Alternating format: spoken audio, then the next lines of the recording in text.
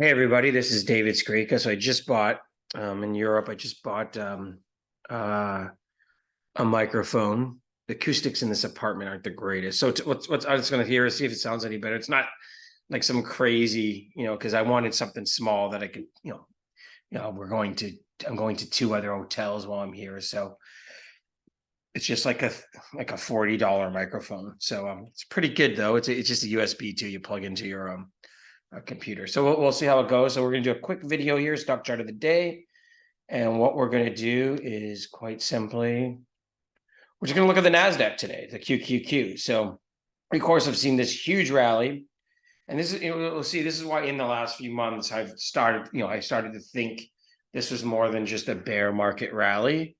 And see 2020, 2022, and then, it was the bear market. And then we're kind of, I just think we've gotten so close to these highs. We're only 5% away the highs. One of two things is going to happen. It's not like this is rocket science. We're going to see a double top, kind of like we saw, say, in the S&P in 2000 and 2007. Look, I did a past video on that, so I'm not going to rehash that. Or we're just probably, which is more likely, we're in a new bull market, something maybe even similar to what happened from 2018 to 2020, where you had about a year-long bear market, and then we're going to show you this. And as you can see, this is actually, we'll get a shorter term thing.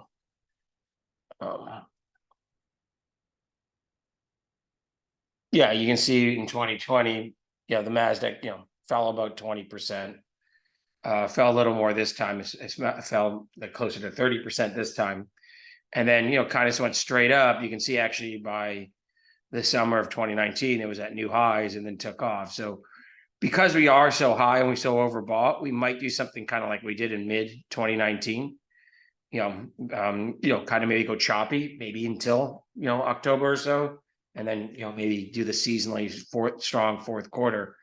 And you can see here that's kind of where we are.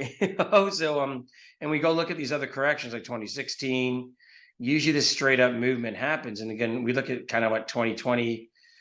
Sorry, 2000 and 2008, 2009, you look at these bear markets, like I've said in the past over and over again, we'll look at 2000 because that would be like the most similar in terms of the NASDAQ and the whatnot. And actually, we'll go back to 1998 so we can see the 1998 correction, just to show you what a correction looks like opposed to a bear market. And then we'll look at the 2000 to 2002 bear market. And this is only QQQ. Let's get the NASDAQ 100.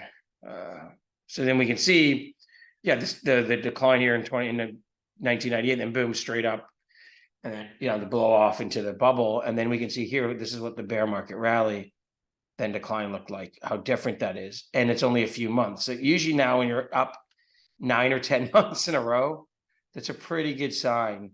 Like you see like what happened in 2019, sorry, after the correction, at 2020 after the COVID crash, 2016, even in 2015 after this correction, it hit new highs, the NASDAQ, before the kind of retest of those 2015 lows. So like that was again a sign you're kind of in a new bull market. So I would say that if we break 400 on the QQQ, which is, again, we'll look at the NASDAQ 100, which is 17,000 on this, then I would think that it's just going to go maybe to 20,000 or something.